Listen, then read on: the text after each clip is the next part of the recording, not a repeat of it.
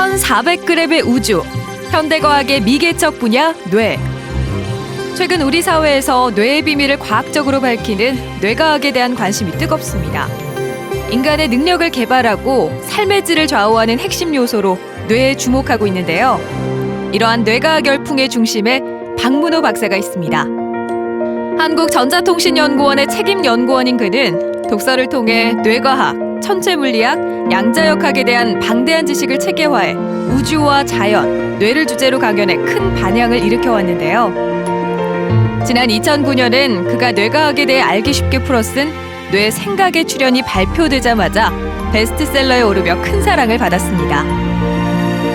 우리의 상상력을 자극하는 질문들을 가지고 뇌과학과 자연과학, 인문학 간 통섭의 의미를 재발견시켜주는 박문호 박사. 그와 함께 미지의 세계, 뇌 속으로 탐험을 떠나봅니다.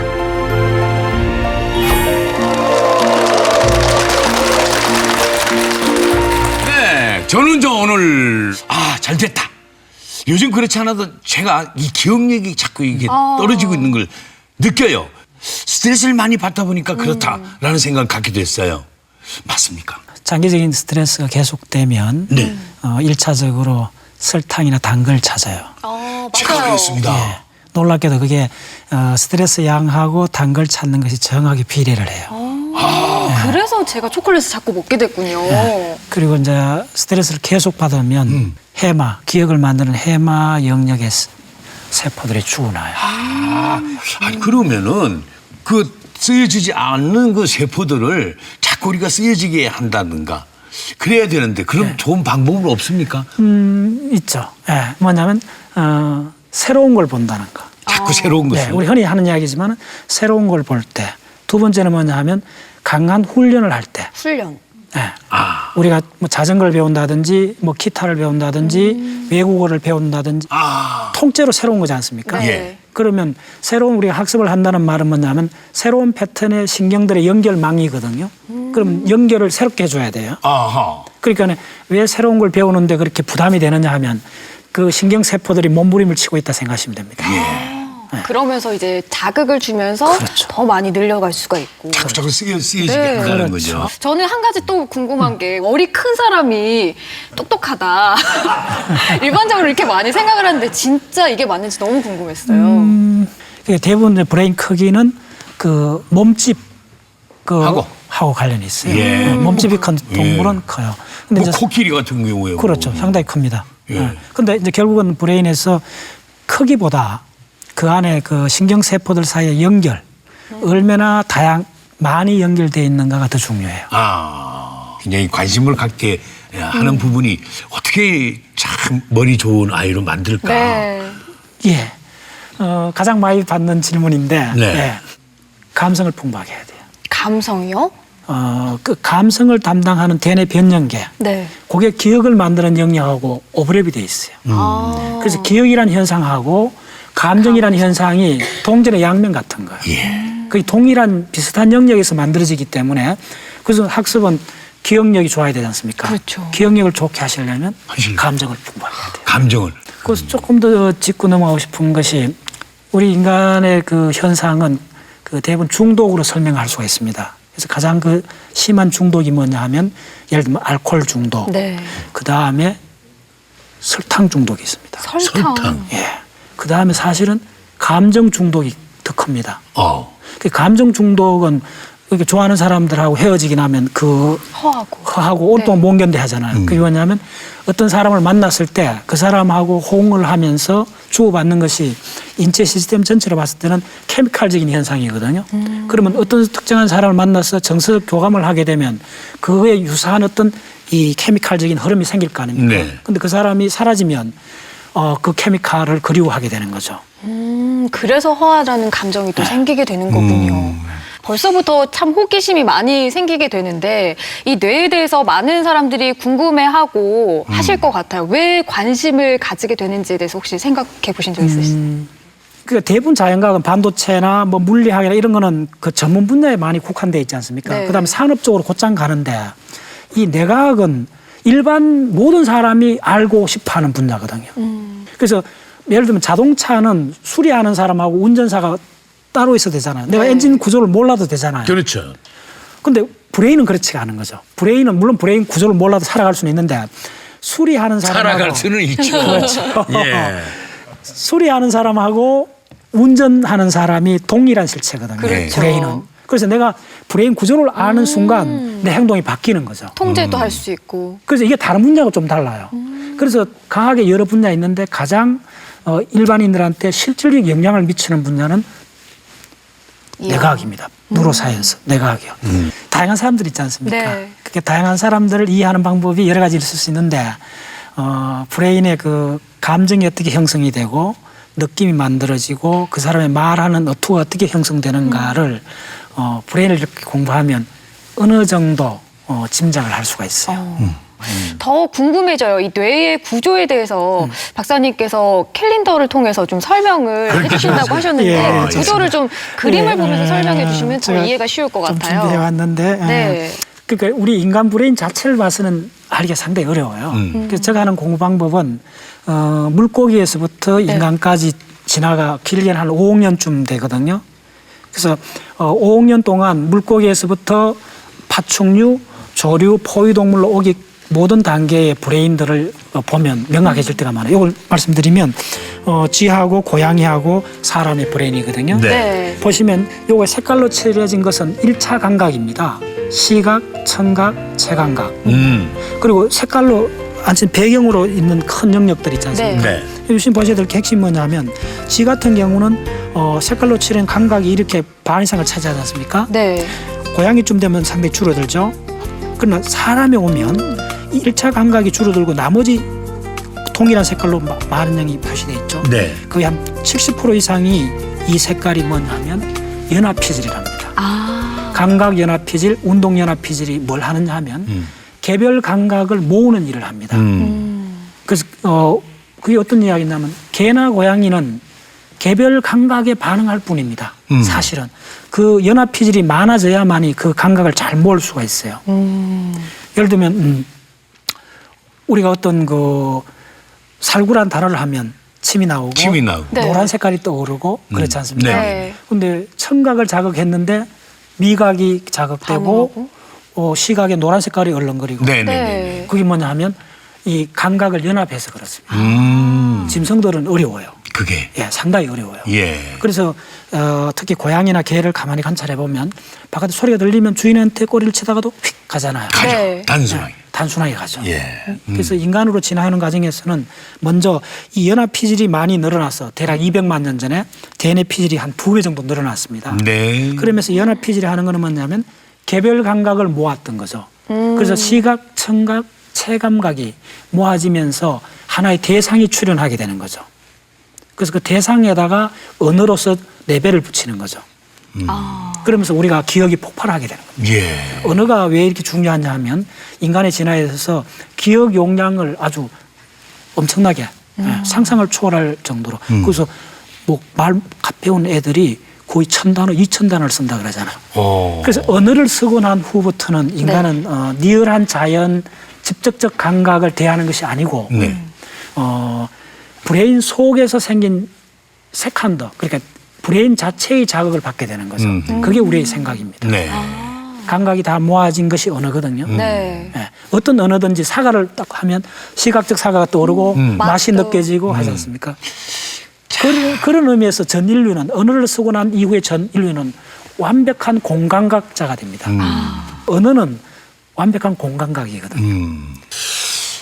그렇죠. 지금 책에서 말이죠. 예. 그 뇌와 우주를 연결했더군요. 네. 거기서 좀 쭉 설명을 거슬러 해주십시오. 가니까 우주까지 간 건가요? 아주 단순한 논리입니다. 간단히 보면 이렇습니다. 그러니까 우리가 브레인 안에서 일어나는 그 모든 거, 거의 모든 거, 우리가 생물로서 살아가는 모든 거는 전기작용이거든요. 그러니까 세포 내에는 물이 있어도 물 중성 상태가 아니고 전기를 띠게 돼 있어요. 그래서 세포가 머리카락 단면보다 훨씬 적은데 그 속에 있는 모든 것들은 분자들이나 이런 것들은 전기를 띠게 돼 있어요.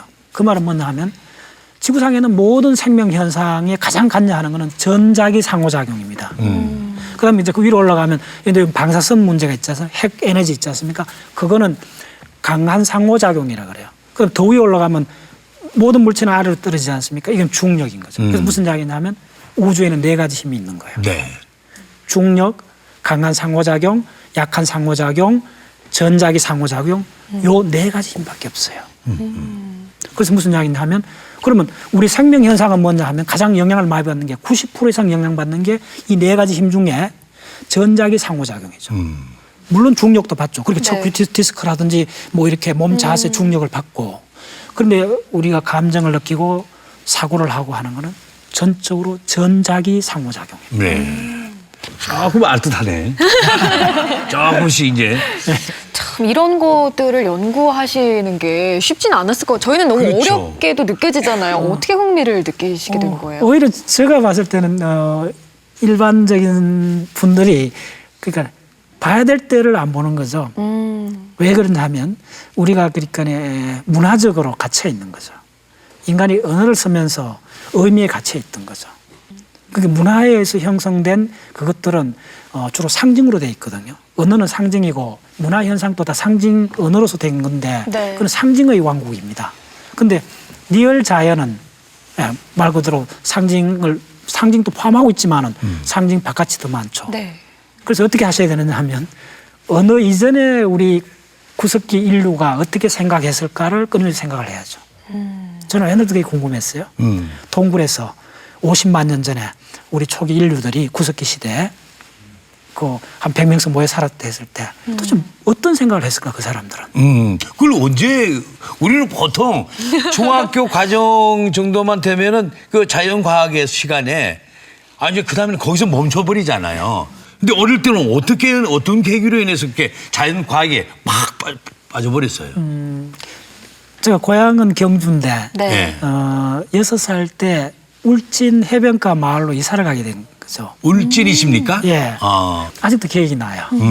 처음 이사 갈 때 그 하루에 한 2대밖에 없는 그 버스 완행 버스를 타고 비포장도로를 갔는데 6살 때 그때 처음 바다를 봤어요. 바다. 바다를. 네, 난생 처음 바다. 네네. 동해 바다를 봤어요. 아. 한여름인데. 와 바다라는 개념이 하나도 없던. 네. 예. 제가 가장 충격받은 거예요. 어떻게 세상에 저런 게 있나. 저 끝없이 펼쳐진 그 검푸른 바다를 보면서 네. 그 참. 충격을 받았어요. 예, 그래서요. 예.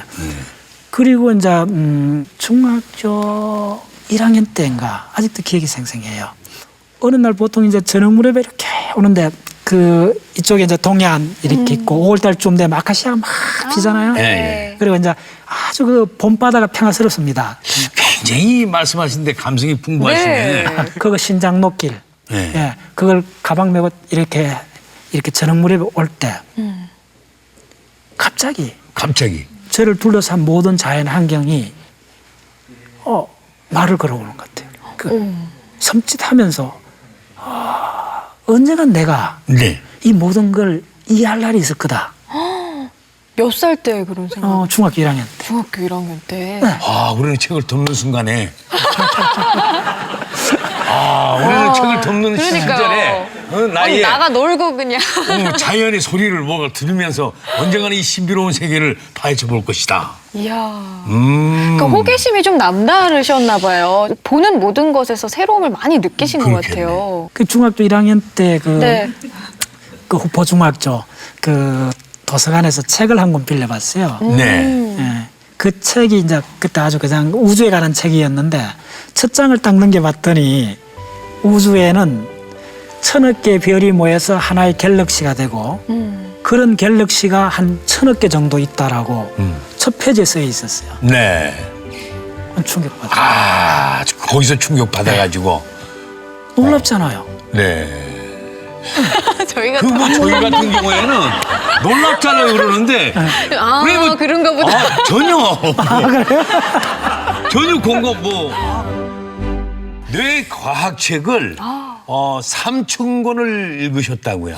어떻게 그렇게 읽으실 수 있어요? 그건 아니고 사실은 그렇게 내가 네. 책은 아니고 자연과학 지금까지 쪽에. 쭉 제가 책이 이제 한 6,500권 정도 있거든요. 네. 그래서 이제 한 30년 동안 이 책을 모은 거죠. 모으고 지난 3년 사이에 다른 단행본 보는 게 한 10%라면 90%를 교과서만 봤어요. 그리고 봤더니 정보가 압축적으로 엄청나게 빨리 정보를 씁니다. 자연과학 교과서는 국내 웬만한 자연과학 교과서는 제가 다 갖고 있어요. 엄청나게 이게 장소들이 쫙 준비하겠네요. 궁금하시죠, 여러분? 그렇죠.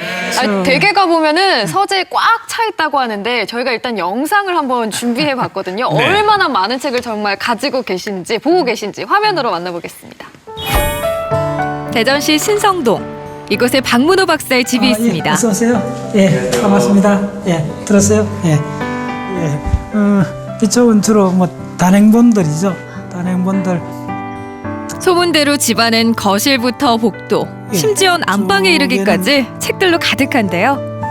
이쪽은 제가 이제 뭐 한 지난 5년 동안 공부 주로 했던 책들인데 박문호 박사의 손때가 묻은 책들 대략 몇 권이나 될까요? 한 2년 전인가 보니까 한 6천 권쯤 되는데 한 6,500권쯤 될 거야 아마. 왜냐하면 지난 15년간을 매년 그 300만에서 400만 원 책값을 그렇게 책을 산 게 한 15년 됐거든. 부엌도 예외일 수 없습니다. 손 닿는 거리, 틈이 있는 곳이라면 어디든 책들이 차지하고 있는데요. 그냥 익숙해요, 이 공간이. 저도 또 좋아하고. 가구가 필요한데 또 없이 이렇게 지내다 보니까 괜찮아요. 예.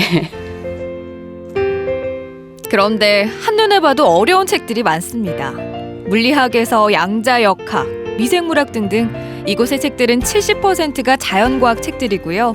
이들 중 대부분은 대학의 전공 서적들인데요. 도대체 우리가 지구상에서 이 인간으로 존재한다는 것이 도대체 어떤 의미인가가 궁금한 거잖아. 그래서 그 전체 과정을 자연과학 한 20개 분야의 자연과학을 동원해서 한번 공부를 해보겠다는 거죠. 박문호 박사는 평소 자연과학보다는 인문학 책을 많이 찾는 풍토에도 안타까움을 느꼈습니다. 엄밀한 과학의 눈으로 우주를 바라보고 사고한다면 융합의 시대에 세계를 보다 조화롭게 성찰할 수 있다고 믿기 때문이죠.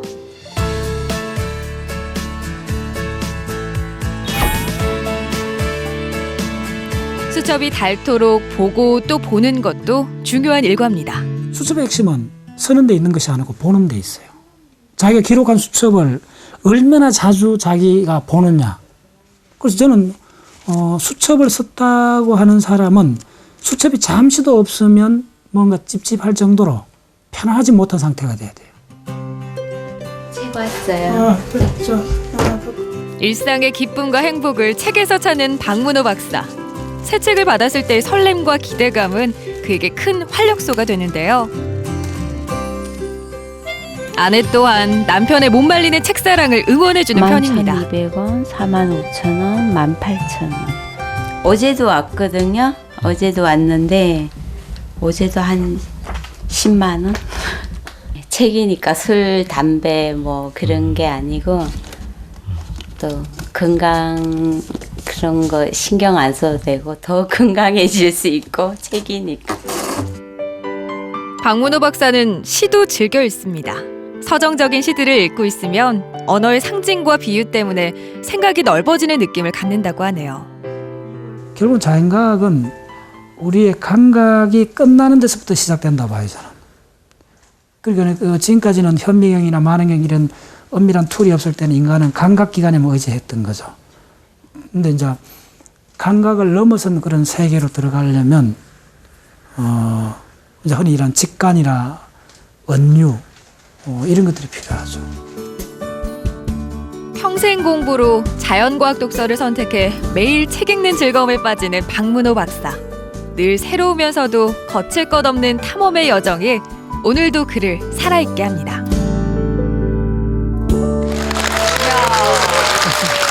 야, 책이 뭐 방대한 책인데 빼곡하게 정말 책이 네. 너무 많은데 정말 언제 다 읽으세요, 저 책을? 몇 시쯤 뭐 일찍 자니까. 예. 일찍 주무시면 몇 시에 기상하세요? 뭐 9시 자니까. 9시에 주무세요. 한 3, 4시에 기상하시겠네요. 뭐 그럴 때도 있고. 네. 그렇죠. 저하고 비슷하네요. 아, 그렇습니까? 네, 좋습니다. 그때부터 책 읽으시는 거예요? 선생님 같이 그렇게 새벽에 일어나시면 네. 한 달만 그러니까 그 시험 삼아 재미 삼아 예. 브레인이든 가장 어려운 거 뭐 양자역학이든지 주기율표든지 가장 어려운 걸 딱 하나를 정하고 어떻게 한번 도전해볼 계획 있으세요? 진짜 학교 다닐 때도 머리 쥐났던 얘기거든요. 그거. 됩니다. 예? 됩니다. 된답니다. 그러니까 그런 어려운 거 있잖아요. 탁 잡잖아요. 그럼 쫙 펼치잖아요. 네. 이게 다 바로 잡으러 5분 들어가거든요. 10분만 있으면 네. 그렇죠. 아, 대부분 사람들이 어른인 경우에 전문가가 될 수 있어요. 의외로 수고해요. 예를 들면 이런 거죠. 그거는 이 몰입의 법칙이 3가지가 있는데 첫 번째 뭐냐면 명확한 목표를 세워야 돼요. 그래서 목표 무조건 책을 산다. 그 일주일에 한 번 서점에 가서 책을 산다. 제가 30년 동안 했는 거거든요. 네. 서점에 책을 산다. 그 다음에 그 책을 아주 그 좋은 나무로 된 책꽂이를 네. 클 필요 없어요. 한 100권 정도 넣을 수 있는 책꽂이를 아주 좋게 목공리로 만들어서 네. 집에서 가장 정갈한 곳에 책꽂이를 두고 일주일마다 사는 책을 갖다 꽂기만 하는 거예요. 이 독서법의 예. 시작입니다. 예. 너무 신기해요. 보면 안 돼요, 책을 그때는. 보면 안 돼요? 예. 그리고 단지 매일 아침 일어나갖고 의례적으로 그 책을 꺼내서 가장 깨끗한 수건으로 그 책을 닦습니다. 애 키우는 것도 아니고 뭐죠, 이건 이거는? 이거는? 지금 몰입을 들어가는 길입니다. 예. 그러면 이거 읽고 싶죠. 그래도 읽으면 안 돼요, 그때는. 읽지 마십시오. 네. 그냥 닦아만 주세요. 닦아만 돼요.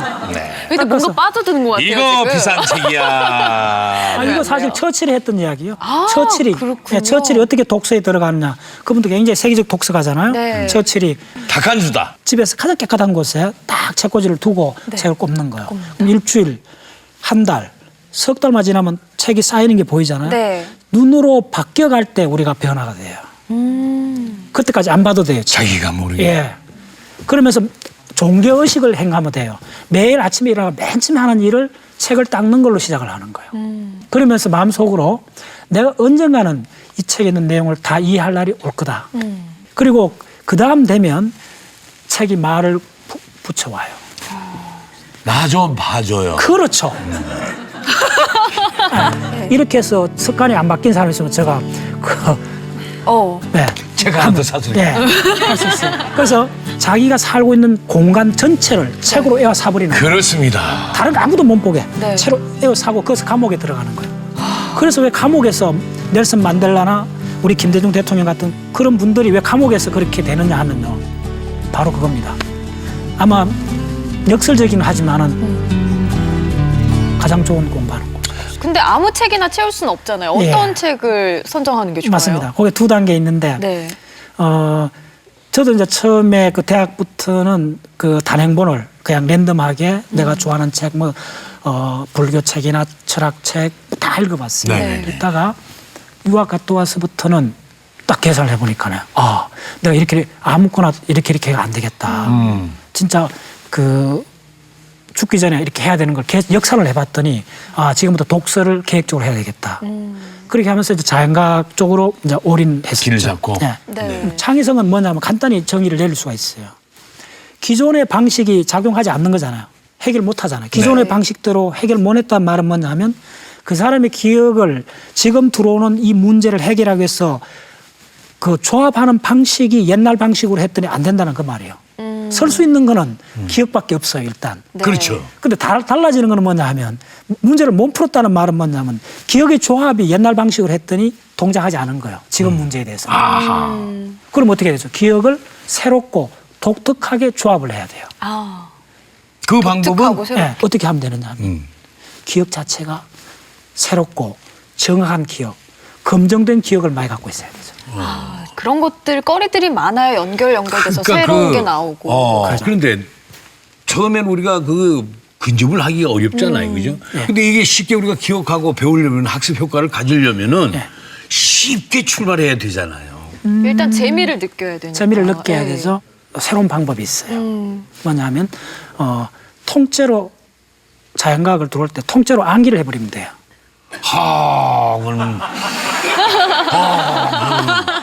그럼 왜냐하면 이건 비근한 예입니다. 우리 회원들이 이제 그 방법을 해서 많이 확 바뀌어지거든요. 아니 어려운 것도 출발합니까? 그래서 어렵기 때문에 할 수 있어요. 자, 예를 들면 오늘 신문에 보니까 그분이 영어를 굉장히 잘하고 지금 80대 분입니다. 그분이 어떻게 해서 그렇게 잘했나고 영어를 잘했나고 근데 고등학교 시절인가 우연히 자기 굉장히 두꺼운 영어로 된 소설책을 만나게 됐대요. 근데 우연히 자기가 한번 아주 용기가 생겨갖고 그 책을 끝까지 한번 다 읽어봤대요. 네. 네, 예. 그런 경우 있어요. 혹시 이제 그래서 그 책을 끝까지 두꺼운 영어로 된 소설책을 애를 쓰면서 한 권을 다 독파를 하고 나니까네 영어가 겁이 안 나더라는 거예요. 그거로부터 거기로 갔다는 거예요. 어려운 걸 한번 하고 네. 나니까. 그래서 어떻게 해야 되느냐 하면요. 한 번은 그냥 딱 정통으로 예. 가장 어려운 걸 피해가지 말고 그냥 애누리 없이 네. 그대로 해버리면 돼요. 근데 그거 한 달이면 돼요. 그걸 안 하면 10년 가도 안 바뀌어요. 한 번은 뭔가 어려운 그렇죠. 거를 도전을 해봐야 되는군요. 네. 마라톤 풀코스 한번 뛰어본 사람은 그다음부터는 자신이 생기잖아요. 동일해요. 부모들은 아이들에게 네. 아주 쉬운 것부터 가르쳐야 하나요? 아주 어려운 것부터 시작해요. 그거는 조금 다릅니다. 어린애들은 초등학생들은 쉬운 걸 가르쳐야 돼요. 쉬운 거. 왜냐하면 초등학생 때 어렵게 가르치면 이쪽에서 거부 반응이 일어나요. 그래서 우리가 어른 된 사람들 제가 이렇게 강의를 하다 보면 만나보면 수학을 싫어하는 사람들 예를 들면 내 중학교 때 수학 선생이 어렵게 해갖고 네. 그때부터 고등학교 때 어느 선생이 그래갖고 어렵게 해갖고 다시 안 봤다. 그런 사람들이 굉장히 많더라고요. 그래서 어른이 되기 전하고 학습을 방법을 달리 해야 된다는 거 말씀드립니다. 어른들은 아주 어려운 것부터 시작을 그렇죠. 하게 하고 그럼요. 아이들은 쉬운 것부터. 왜냐하면 어른이 되면 우리가 본질적으로 추상적 사고를 많이 하지 않습니까? 네. 예를 들면 뭐 정치 이야기나 종교 이야기는 다 추상적 사고거든요. 그런 브레인 능력은 월등히 돼 있는데 네. 그 능력을 안 쓰는 거죠, 어른들은. 그렇기 때문에 어른들한테는 이 자연과학 학습법은 가장 어려운 걸 아주 독하게 훈련식으로 팍 들어가게. 예를 들면요. 우리 이제 많은 걸 해봤는데 브레인 전체 연결도가 있어요. 그게 굉장히 복잡하거든요. 네. 네. 그걸 의대생들도 다 따라가기 어렵습니다. 그걸 이해를 하려면 아마 5년이 걸릴 수 있어요. 5년이요? 예. 근데 그걸 그 도표에 나오는 브레인 용어가 한 100개 정도 됩니다. 예. 그게 전부 다 연결되어 있는데 그걸 암기하는데 일주일 만에 돼요. 일주일만. 그래서 우리 회원이 벌써 5명이 그 복잡한 도표를 네. 5명이 다 암기했어요. 뜻도 좁지만 모르고 외우기만 네. 하는 거예요? 그렇죠. 바로 그게 핵심입니다. 대부분 왜 못하느냐 하면 먼저 이해해야만이 내가 안다고 생각하는 거죠. 네. 근데 제가 봤더니 그게 아니고 기억을 먼저 하고 나면 저장을 그다음에 하고? 그렇죠. 여기에. 저장을 하고 나면 네. 이 저장된 걸 이쪽에서 불러와서 서로 연결을 시키고. 하는 과정에서 의미라는 깊이가 생기는 겁니다. 어른들은 저항력이 있어요. 견딜 수가 있어요. 네. 그 브레인이 그러니까 그 추상적 고급 사고를 할 수 있게 돼 있어요. 네. 그런데 들어오는 정보가 고급적인 정보를 안 받아들였던 거죠. 왜냐하면 일상에 직업에 매몰돼 버렸던 거죠. 그렇죠. 그래서 능력은 다 돼 있는데 네. 그 고급 의학 지식이나 양자역학이나 수학을 공부할 마음을 안 냈던 거죠. 왜냐하면 그 사람들의 일상은 직업이 굉장히 중요하기 때문에 직업 이외에 시간을 할당을 할 수가 없었던 거죠. 맞아요. 단지 그 이유입니다. 제가 봤을 때는. 특별한 이유 없으면, 특별한 그런 계기가 없으면 고등학교 때 이후로 어른이 50대 됐다면 30년 동안은 자연과학을 딱 못 보는 거예요. 그렇죠. 저도 학교 졸업한 이후로 인문학이거든요. 그렇죠. 전혀 아예 볼 생각조차 못하는 것 같아요. 그리고 자연과학을 접근할 수 있는 거는 대학이나 그밖에 없고 다시 대학 들어갈 수도 없고 네. 깊이 있는 자연과학을 접근하는 게 원천적으로 사회적으로 기회가 없다는 거죠. 네, 그렇죠. 그래서 제가 이제 그 운동을 한 10년 전부터 시작을 한 거예요. 백북스 독서 운동은 뭡니까 이게? 제가 이제 초기에 2003년부터 한 1년 전까지 이제 백북스 그 공동 운영위원장을 한 3년을 했어요. 100권을 읽으라는 100권의 책을 읽은 그 운동이었고 네. 지금은 제가 이제 그 모임에서 이제 독립해서 자연과학만 네. 자연과학만 하는 것이 지금 좋다. 박문호 자연과학 세상으로 해서 저 이름을 걸고 네. 저 회원이 한 1,800명 정도 있고 좀 뭐 전국에서 다 이렇게 오신다면서요? 그렇죠. 대전 지역뿐만이 아니라. 근데 기존에 물론 좀 운동들은 있었는데 그 운동들이 대부분 사람들이 과학이 어렵다는 편견을 갖고 있어요. 네. 그러니까 대부분 방송이나 모든 데서 요구하는 게 쉽게 이야기하는 거예요. 재미있게.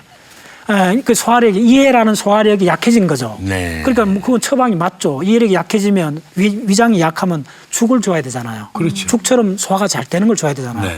그걸 죽을 준 거예요. 그래서 다 풀어서 쉽고 재밌게 쓴 책을 제공한 거예요. 그러면 어떻게 되면 죽만 계속 묻게 된 거예요.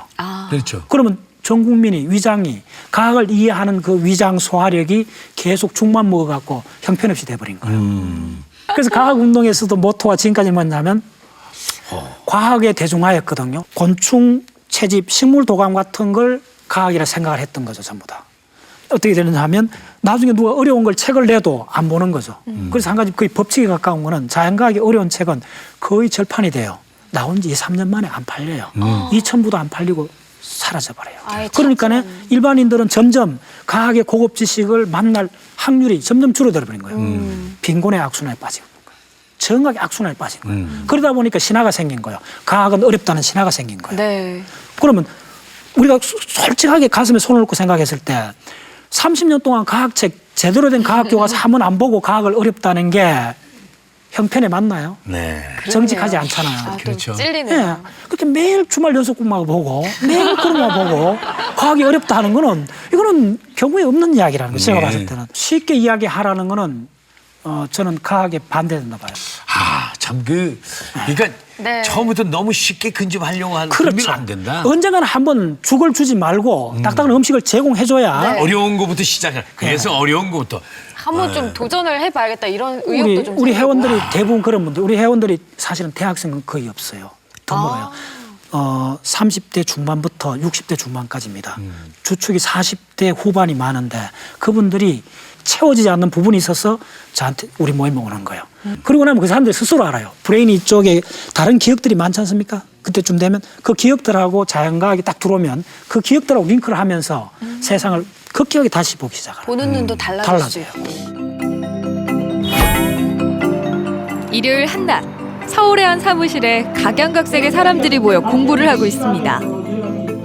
이들은 자연과학 학습 모임인 박문호와 자연과학 세상의 회원들. 리스만 도표가 많게 한 사람들도 기억하는 레벨에서 이게 다 통과를 해야 돼요. 속붙임이 가르침이 박문호 박사의 강의를 통해 자연과학 관련 학문을 공부하고 있는데요. 오늘은 천문우주 뇌과학 분야에 관해 62번째 강의가 이어지는 중입니다. 힘들어요. 네? 힘들어요. 사실 지금 제가 이해하고 있는 내용 거의 없어요. 거의 없는데 그 용어 같은 거를 그냥 많이 들어두고 그러려고 하고 있거든요. 이런 수업을 평소에 어디서 들을 수 없다고 생각하니까 더 열심히 듣게 되는 것 같아요. 이번엔 회원들이 수업 내용을 발표하는 시간입니다. 오늘의 도전 과제는 리스만 도표. 뇌의 생김새와 흐름을 도표로 정리한 건데 용어도 어렵고 복잡하게 이를 데 없습니다. 그래서 파이즈마틱, 무대 디자인 일을 하는 김수현 씨. 곡비액, 하베뉴라 인체까지 넓은 영역으로는 시스템이라고 합니다. 막힘없이 성공적으로 발표를 마칩니다.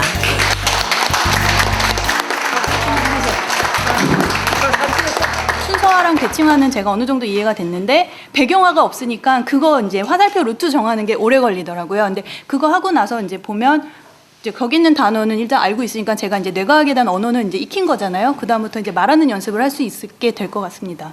암기를 하고 나면 기억을 하고 나면 기억한 정보들이 서로 상호 연결되면서 새로운 차원의 의미가 상승되는 거예요. 5시간의 수업을 마치고 저녁 식사를 합니다. 식사 후에도 강의는 이어질 텐데요. 자격증을 주는 것도 아니고 돈이 되는 것도 아닌 일에 이렇게 빠져든 이유는 뭘까요? 색다른 이 자연과학이라는 게 오히려 신선하고 그러면서 상대적으로 더 많은 걸 표현할 수 있고 많은 걸 생각할 수 있죠. 하면 할수록 나도 모르는 어떤 그런 그 몰입하는 어떤 그런 게 있는 것 같아요. 그리고 하나하나 알아간다는 거가 굉장히 기쁨이 이렇게 착착 쌓이는 과학의 눈으로 보는 세상은 어떤 모습일까? 새로운 개념의 시민 과학 운동이 지금 뜨겁게 확산되고 있습니다. 그 공부를 정말 빠른 시간 내에 더 깊이 들어갈 수 있는 방법을 제시해주고 더 나아가서 모든 일반 사람들에게 정말 박사님, 제2의 박사님으로 만들려고 하는 그 의도와 그 생각이 너무 존경스럽고요. 전 느리게 지금 가고 있지만 끝까지 같이 가고 싶습니다. 박자세 자연과학은 자연을 연구하는 겁니다. 자연을 공부하는 거예요. 네. 그 자연 현상 속에는 생명 현상이 있고 무생물 현상이 있잖아요. 네. 별이나 지구나 이런 것들은 무생물적 현상이고 생명 현상이 있잖아요. 그러면 생명 현상 속에 소위 말해서 동물 진화가 우리까지 온 동물의 진화가 있잖아요. 네. 동물 진화 속에 인간이라는 그 호모사피엔스가 출현한 거죠. 인간의 출현이 인간까지 오는데 침팬지에서 갈라진 게 한 600만 년쯤 됐거든요. 그 600만 년 동안 인간으로 오는데 한 20종의 종들이 멸종을 하고 인간 한 종이 지금 지구를 확 덮었어요. 60, 70억이. 그 인간 종으로 오는 600만 년 사이에 언어가 생긴 거는 아무리 길게 잡아도 100만 년이 안 넘어가요. 그리고 인간이 문자를 쓰기 시작한 거는 10,000년을 안 넘어가잖아요. 그게 바로 문화 현상이거든요. 문화 현상 중에 이제 언어라는 거, 특히 말소리 언어에 의해 갖고 우리가 밀폐된 거예요. 우리 환경이. 너무 언어에서 가두게 됐고. 그렇죠. 그 중에 이제 일상 용어에 우리가 매몰돼 버린 거예요. 근데 지금 이야기 다시 한번 짚어보면 자연이라는 게 이만큼 큰데 그 중에 무생물적 현상, 생명계에서 요만큼 있어요. 1%도 안 되는 게 생명 현상이라고 볼 수 있어요. 물론 우리한테 중요하지만. 그다음에 그 1%밖에 안 되는 거에 1%도 안 되는 게 언어라는 현상이에요. 근데 그 언어라는 현상이 우리를 다 덮어 사버린 거예요. 네. 그러다 보니까 자연이 안 보이는 거예요. 그래서 뭐냐 하면 저는 인문 예술 철학도 자연과학 속에 있는 한 종류의 자연과학인데 언어를 쓰는 자연과학이라 보시면 돼요. 네. 그 어려운 거부터 암기해가지고 배워나가시는 분들. 예. 그분들 가운데서 앞에 몇 분이 계신데 예. 어떻게 시작했는지 좀 궁금하기도 해요. 네. 자연과학 세상이라고 모임의 한 회원분께서 지금 나와주셨어요. 그분을 모시고 또 얘기를 잠깐 나눠볼까 합니다. 그러죠. 네.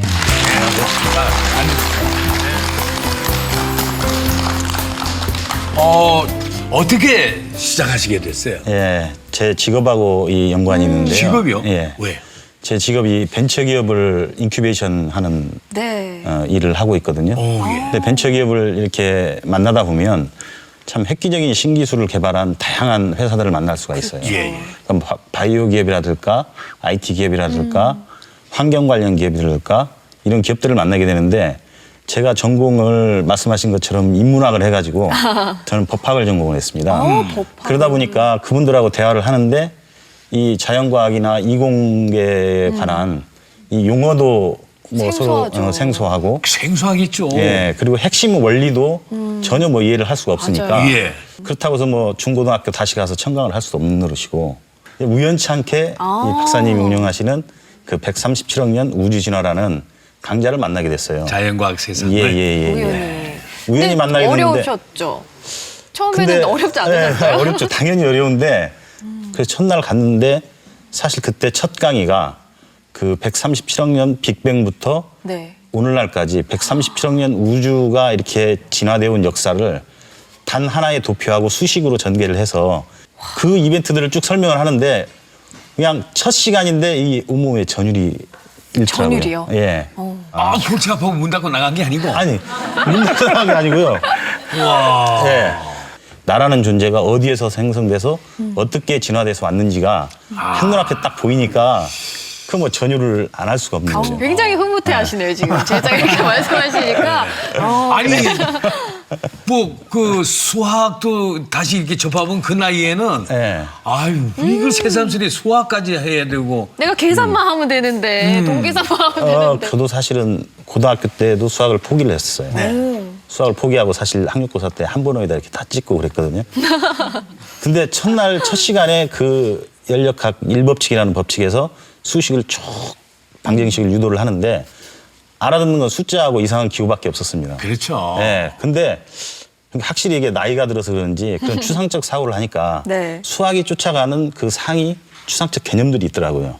그래서 그 개념을 쭉 쫓아가다 보니까 그게 너무 복잡한 것도 아니고 그러니까 수학적인 기술 테크닉은 사실은 잘 모르죠. 배우지 않았으니까. 근데 모르면서도 돼요? 네, 모르면서도 이거는 기술적으로는 이렇게 가는 거고 이 추상적 개념에 의해서 이렇게 유도를 해가는구나. 이런 정도는 충분히 이해를 할 수 있겠더라고요. 그래 거기서 뭐 어떻게 변화된 게 있어요? 네. 뭘 배우셔가지고? 이제 그거를 이렇게 알고 나면 용어뿐이 아니고 자연의 원리를 자체를 알고 있잖아요. 네. 그러면 모든 기업들이 기업의 어떤 기술의 혁신이나 새로운 부가가치 있는 그 제품들을 만들어내면은 그 핵심 원리를 다 이해할 수 있어요. 때에 따라서는 그분들이 직접 전공한 분들보다 더 핵심의 원리를 더 폭넓게 이해하는 제 모습을 발견을 했거든요. 이야, 보는 눈이 훨씬 커졌군요. 성공하기 위한 기업원으로서의 자질을 터득하기 위해서 시작한 거 아닙니까? 예. 그 분야는 사실은 너무 부수적으로 그냥 따라온 것 같고요. 정말 핵심적으로 이해한 거는 그 우주 진화의 역사를 쭉 보다 보면 인간이 지구에서 인간으로 특히 태어난 이 생명체로 태어난 게 얼마나 신비롭고 행운이고 행복한 일인지 그러니까 매 순간 그 인간으로 태어나서 우주와 자연을 매 순간 느끼고 관찰하고 진짜 이렇게 감동을 느낄 수 있다는 게 신비롭고 경이롭고 매 순간 그걸 느낍니다. 그러면 행복은 뭐 당연하게 따라오는 거고요. 저희 단체에 온 사람들이 그냥 우스개 이야기로 이거 뭐 신흥 종교 비슷한 거 아니냐 그렇게까지 이야기를 하는 사람들이 있어요. 과학인데 이게. 네, 맞아요. 사소한 그런 행복까지 자연과학의 힘이 정말 대단하네요. 제자분 말씀 들어보니까 앞으로 많은 분들이 좀 더 전파하고 배워야겠어요. 그렇죠? 고맙습니다. 나와주셔서 고맙습니다.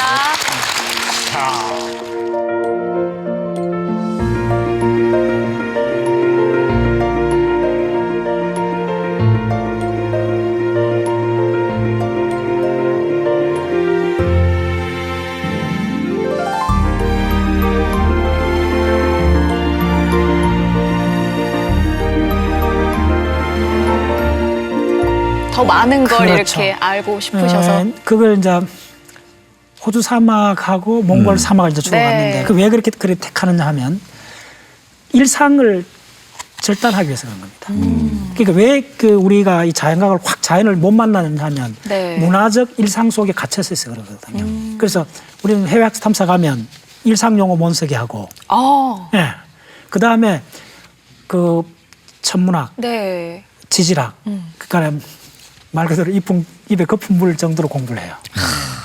그 공부를 하시면서 또 직접 눈으로 많이 보시잖아요. 특히 서우주에서 그 밤하늘을 가장 완벽하게 볼 수 있는 게 그쪽이라고 하셔서. 내가 행성 지구에 있다는 걸 느끼죠. 우주에서 내 위치가 된 걸 한번 느껴보는 거죠. 실제로 호주 서부 사막에 가보면 저녁 아마 8시쯤입니다. 사막의 저녁은 갑자기 엄습해와요. 덮쳐와요. 왜냐면 공기가 굉장히 투명하기 때문에 이 밤구 전체가 완전히 어둠으로 덮여버려요. 한 30분 만에. 막 서둘러 갖고 컵라면을 끌려갖고 컵라면을 훌훌 먹고 있는데 어두워지니까 빨리 먹고 있는데 옆구리가 이상해. 옆구리가 거슬려. 또 봤더니 은하수가 여기까지 내려와 있네. 와. 너무 신기해요. 아니 진짜 영화 속에만 보던 그런 모습이 이렇게 딱 내가 체험을 하면은 그러고 나서는 정말 모든 게 달라 보일 것 같아요. 그러니까 어떤 문화적 단절을 느껴요. 컵라면이라는 지극히 우리 일상적인 거가 툭 돌아봤더니 바로 옆구리 옆에 은하수가 보이는 거예요. 이때 그 충격을 받는 거예요. 정말. 탐사할 때 같이 좀 갔습니다. 예, 좋습니다. 정말. 야, 앞으로의 그 우리 박사님 꿈이 있으시다면? 계속 해야죠. 무슨 이야기냐 하면 자연과학 한 5개 분야에 박사학위에 준하는 공부를 하고 싶어요. 만약에 50살 같으면 80까지 독서를 한다면 30년을 독서를 할 수 있지 않습니까? 그럼 코스웍이라고 박사학위 코스웍이 5년이 안 걸립니다. 그리고 5개 분야를 30년 동안 박사학위에 준하는 공부를 할 수가 있어요. 근데 그게 무슨 의미가 있느냐? 좀 다른 건 별로 의미가 없어요. 다 사라지잖아요. 사라지기 전에 내가 이 행성 지구에 왜 왔는지 알고는 가야 되잖아요. 한번 이 땅에 사람으로 태어났으면 한번 큰 욕심을 한번 내보고 싶잖아요. 그 전체를 한번 알고 싶은. 사람으로 태어났으면 큰 욕심을 한번 내고. 이 박사님 말씀대로 한다면은 우리 인생의 후반기가 참 멋지게 장식되지 않을까 저는 그렇게 생각이 드네요. 맞습니다. 그리고 이제 진짜 저도 자연과학에 더 눈을 좀 떠야겠다. 좀 더 관심을 가지고 공부해봐야겠다 이런 생각도 많이 들었습니다. 근데 보은 씨도 오늘 많이 공부했네요. 그러니까요. 조금 생각이 그래도 바뀌었어요. 그렇습니까? 자, 오늘 허참의 토크 엔조이는 여기서 또 인사드릴까 합니다. 오늘 귀한 시간 내주셔서 감사합니다. 고맙습니다.